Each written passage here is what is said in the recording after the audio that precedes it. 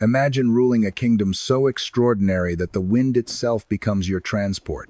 Molten copper flows at your command, and the most feared jinn tremble before your authority. Imagine a king whose army did not consist of humans alone, but also jinn, birds, and animals, all operating under one command by the permission of Allah. Stay with us until the end, subscribe now, and be part of this journey into one of the most awe-inspiring realities in Islamic history. Because what you are about to hear is not a fantasy of legends, but a lesson of power, faith, gratitude, and truth drawn from the Quran itself. For generations, people have repeated a story that Prophet Sulaiman alayhi salam ruled through a magical ring, and that one day when the ring was stolen, his power vanished. It is a dramatic tale, yes. It sounds mysterious, cinematic, and unforgettable. That is exactly why it has survived in the public imagination for so long. But the question is it actually true? Is the kingdom of a prophet of Allah really tied to a piece of jewelry?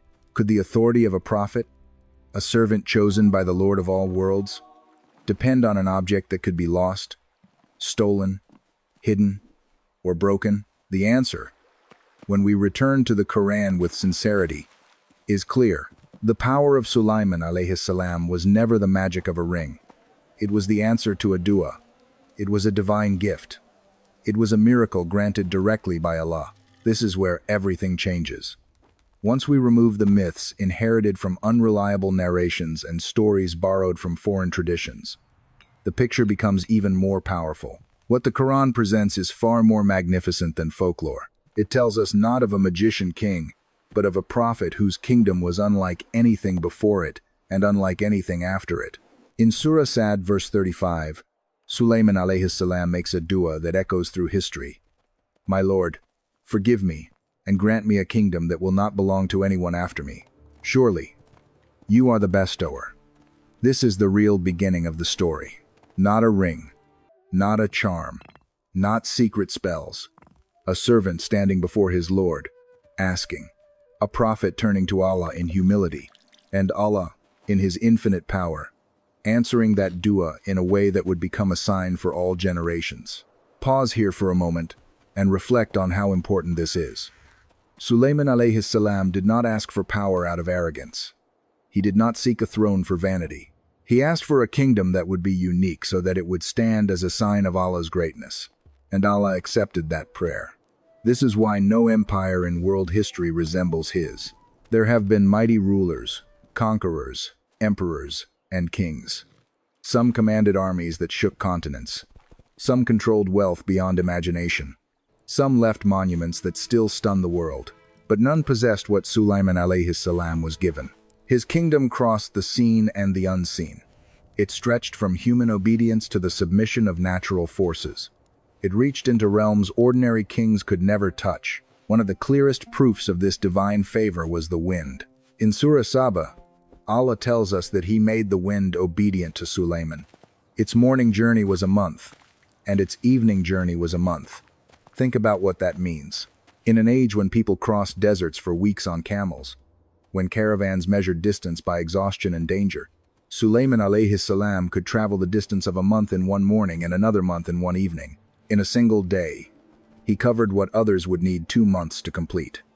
This was not technology. This was not engineering in the modern sense. This was not a hidden machine. This was a miracle from Allah. The wind itself became a servant of his mission. Try to picture that scene.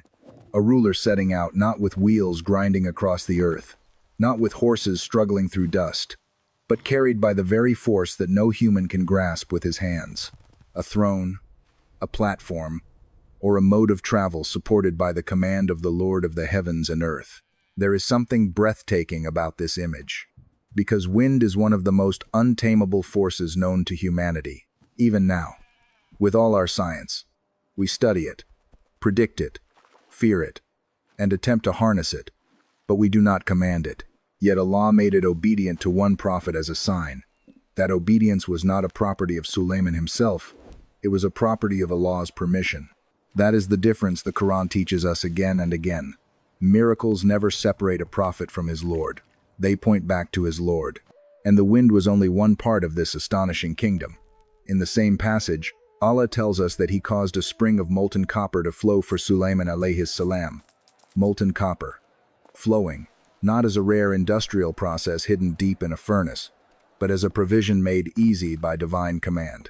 Today, mining and processing metal requires enormous labor, machinery, heat, engineering, and expense. Entire industries are built around extracting and shaping metal from the earth. But for Sulaiman alayhi salam, Allah made this material available in a miraculous form. The hard substance of the earth became manageable, almost fluid, under divine favor.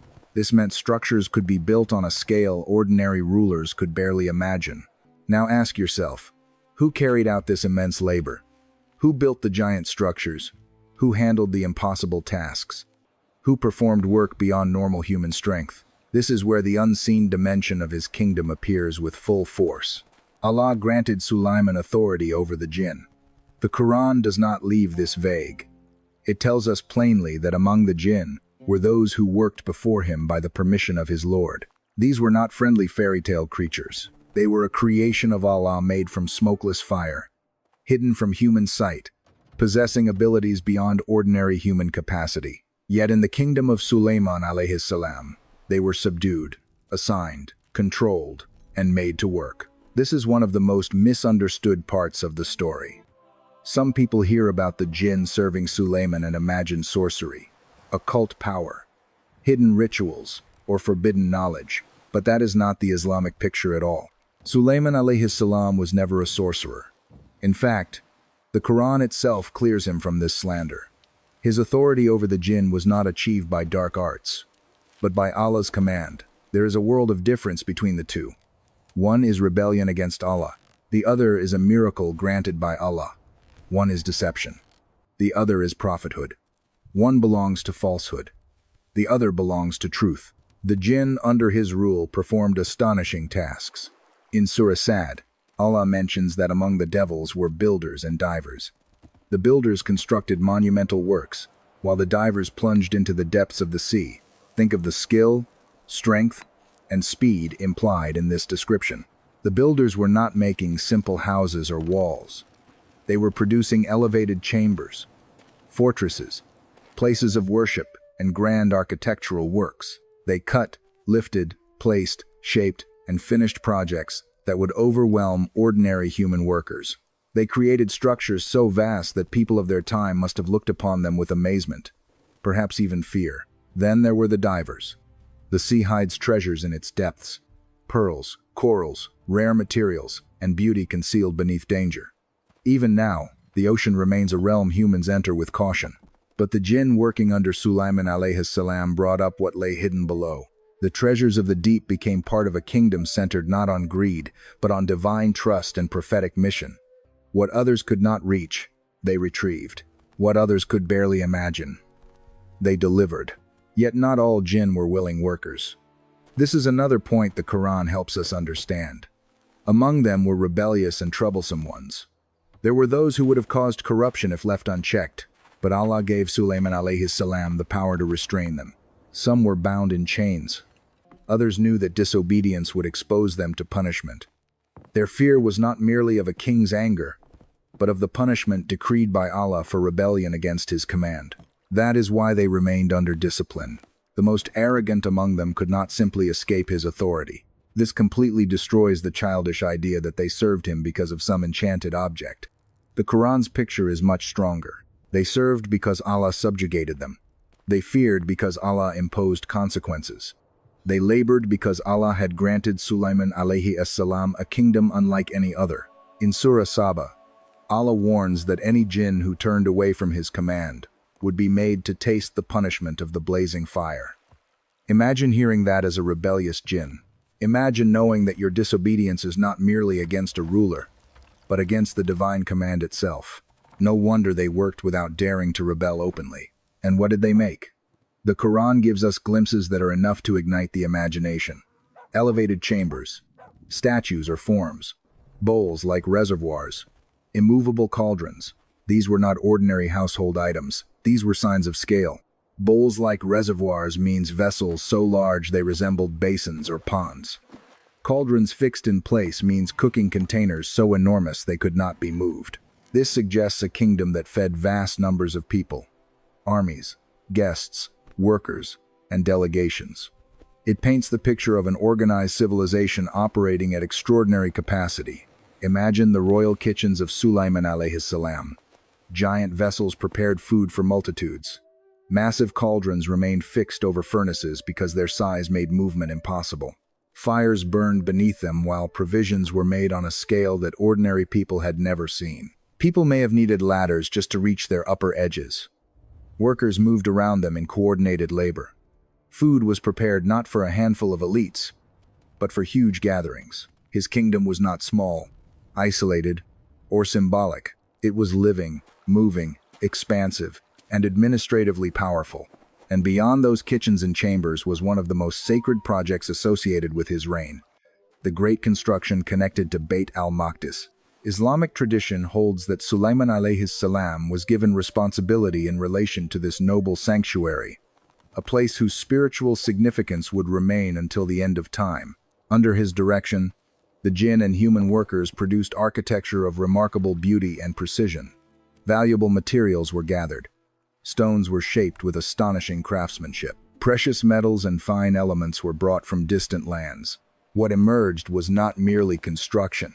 It was the manifestation of devotion, order, and divine favor in visible form. Some narrations describe transparency in the palace floor so astonishing that visitors believed they were stepping over water. The Quran itself records the famous moment when the Queen of Sheba encountered a palace floor she thought was a body of water, causing her to lift her garments.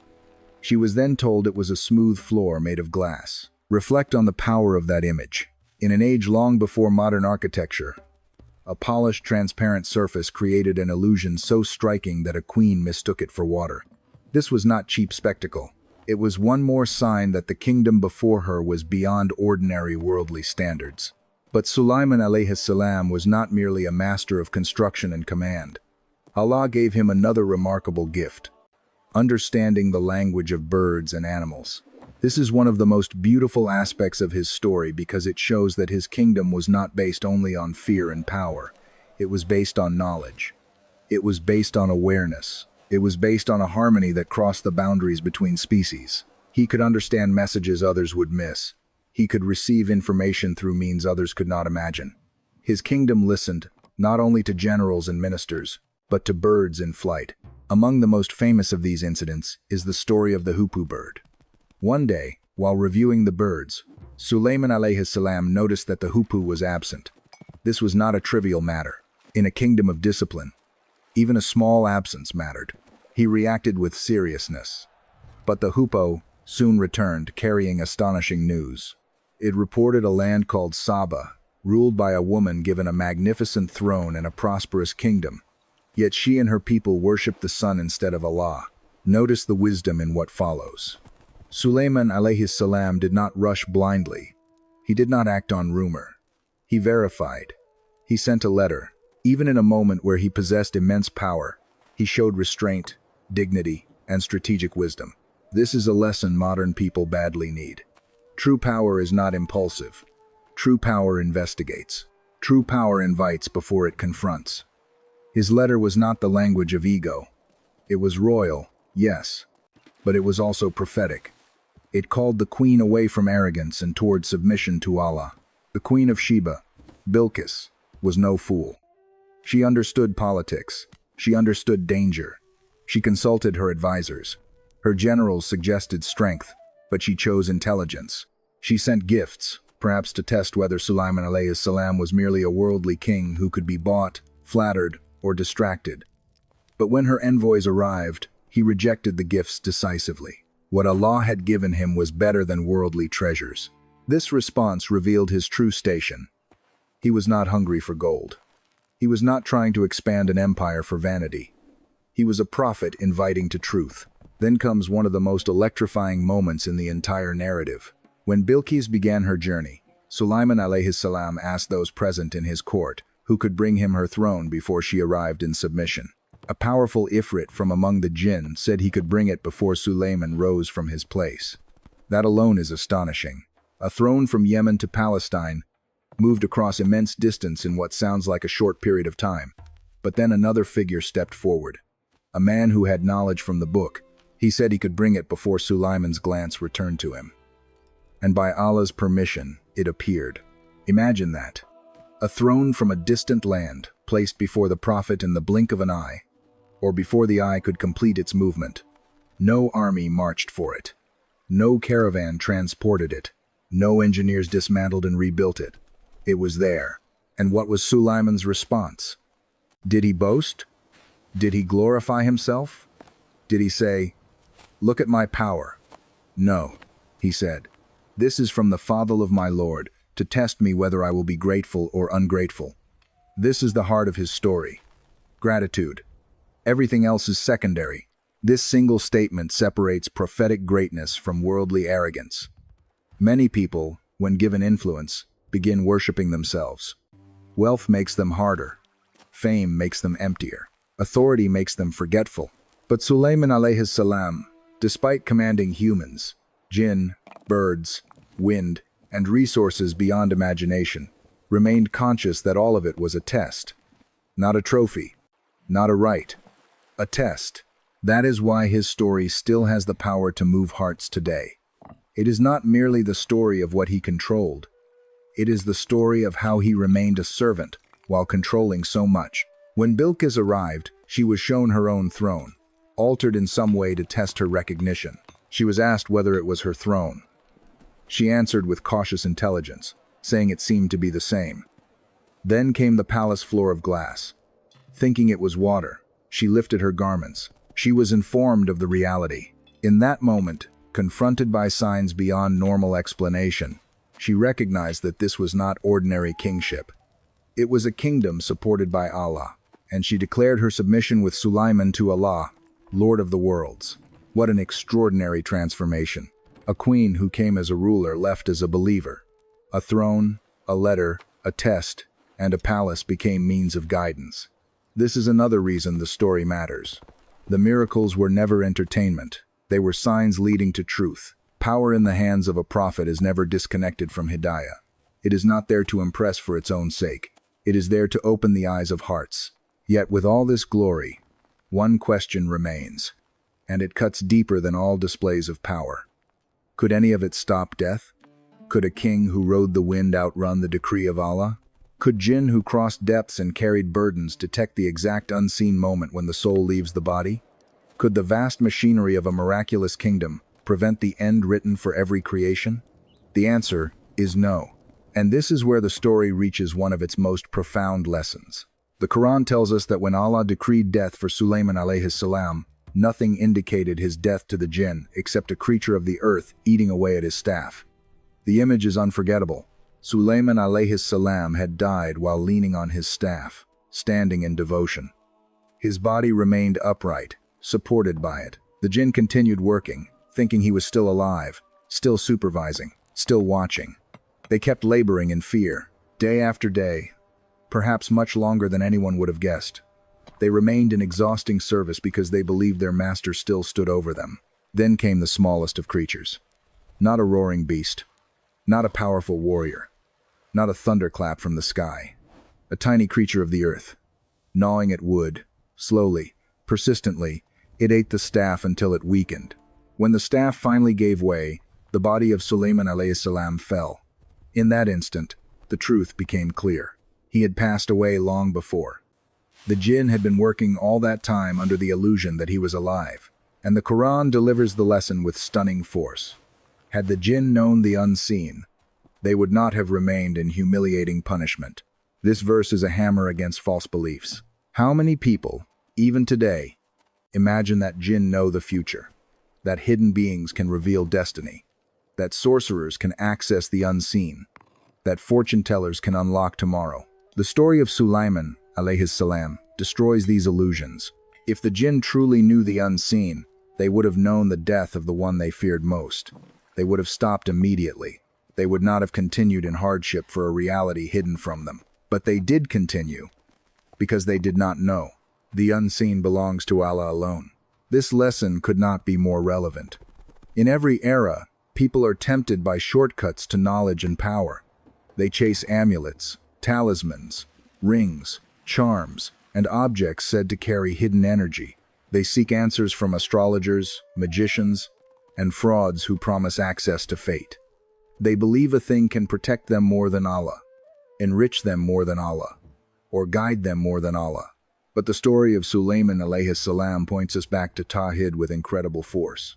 His kingdom was not in a ring. His authority was not in an artifact. His strength was not in occult secrets. His miracle was in Allah's command. His greatness was in servitude. This is why the myth of the magic ring is so dangerous. It subtly shifts the heart away from Allah and toward objects. It makes people think power can be stored in metal, hidden in stones, trapped in symbols, worn on the hand, or bought in markets. But prophets do not depend on charms. The dignity of prophethood is far above that. Allah helps His prophets directly. Their miracles are signs from Him, not tricks of possession. To reduce the kingdom of Sulaiman alayhi salam to a ring is to shrink one of the most magnificent Quranic realities into a superstition. And look at the contrast with our own time. Today, many people spend fortunes chasing lucky items. Some wear rings claiming to attract wealth. Some hang objects in homes to ward off envy. Some rely on strange formulas shared online, whispered in private circles, or dressed up as spiritual secrets. Yet the Quran teaches a cleaner, stronger, more liberating path. Ask Allah. Depend on Allah. Fear Allah. Be grateful to Allah. That was the path of Sulaiman alayhi salam. He raised his hands and made dua. He received. He ruled. He remained grateful. And when the greatest signs appeared before him, he still said, "This is from the favor of my Lord." There is another lesson here that deserves to settle deep in the heart. Power did not make Sulaiman alayhi salam arrogant. Wealth did not intoxicate him. The submission of the jinn did not make him delusional. The obedience of the wind did not make him forgetful. The movement of giant thrones did not make him self-worshipping. Why? Because he knew the source. Whoever knows the source cannot be deceived by the gift. Whoever knows the giver will not fall in love with the gift more than the giver. This is one of the clearest signs of true faith. In our world, people often imagine that humility belongs only to the weak, that gratitude belongs only to the poor, that dependence on Allah becomes easier when one has little. But Sulaiman alayhi salam shows the opposite. He had what others could not dream of, yet he remained humble. He had command that defied imagination, yet he remained grateful. He had evidence of divine favor unlike almost anyone else, yet he still feared the test of gratitude and ingratitude. That is not ordinary faith. That is prophetic character. And this is why his story continues to speak to the modern soul.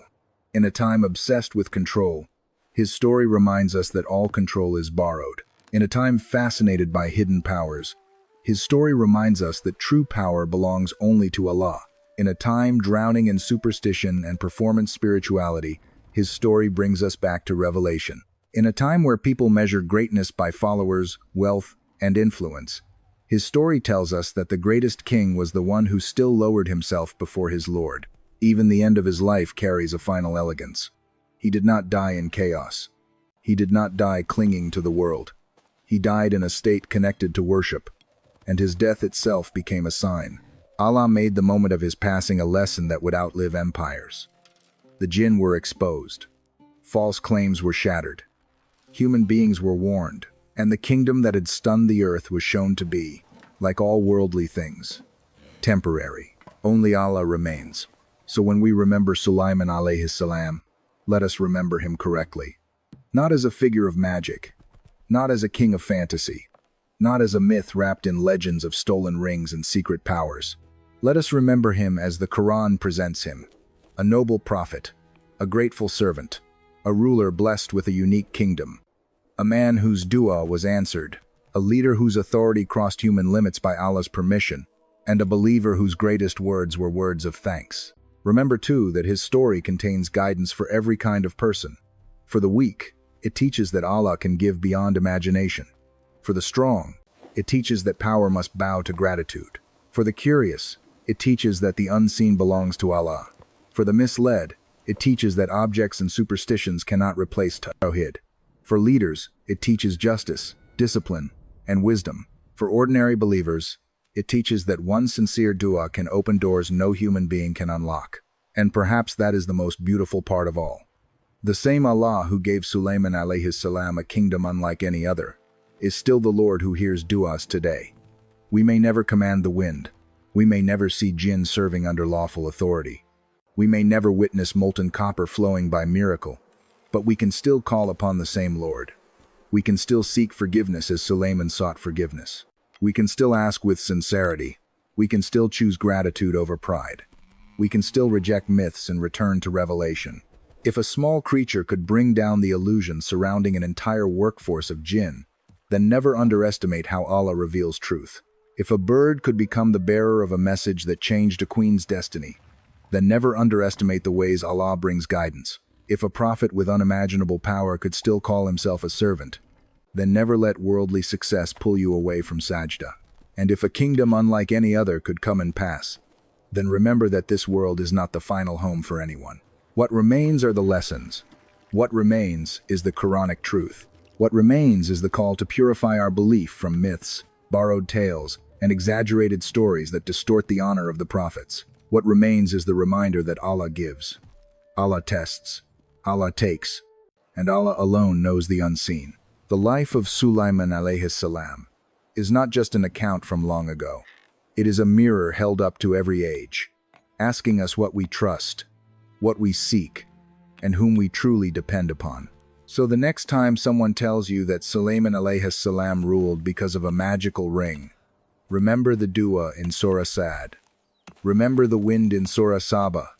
Remember the jinn who built and dived. Remember the throne brought in an instant. Remember the queen who recognized the truth.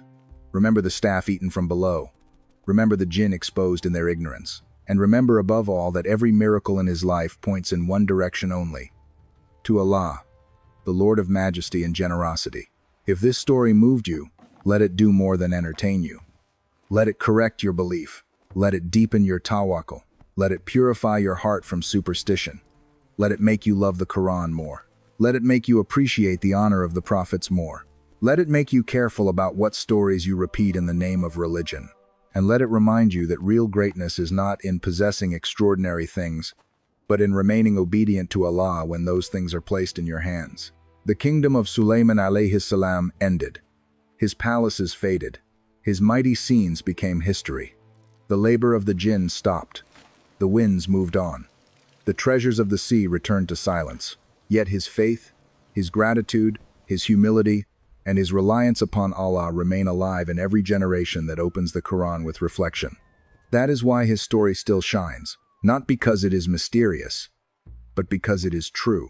Not because it feeds fantasy, but because it destroys fantasy and replaces it with something greater. Certainty. And that certainty is this: no ring controls destiny, no jinn knows the unseen, no worldly power lasts forever, and no servant is truly honored except by Allah. Sulaiman alayhi salam knew this while standing at the height of unmatched dominion. May we remember it while standing in our much smaller lives. If this journey into the life of Sulaiman alayhi salam touched your heart even a little, then support this channel. Share this story with someone who needs to hear it. And tell us in the comments which moment amazed you most: the wind, the jinn, the throne, the hoopoe, or the final lesson of the staff. And if you want more powerful stories from Islamic history told with depth, emotion, and faithfulness to the Quranic message, stay with us for the next one. Until then, may Allah keep you firm in Tawhid, protect you from superstition and falsehood, increase you in gratitude, and make us all among those who hear the truth and follow it. Ameen.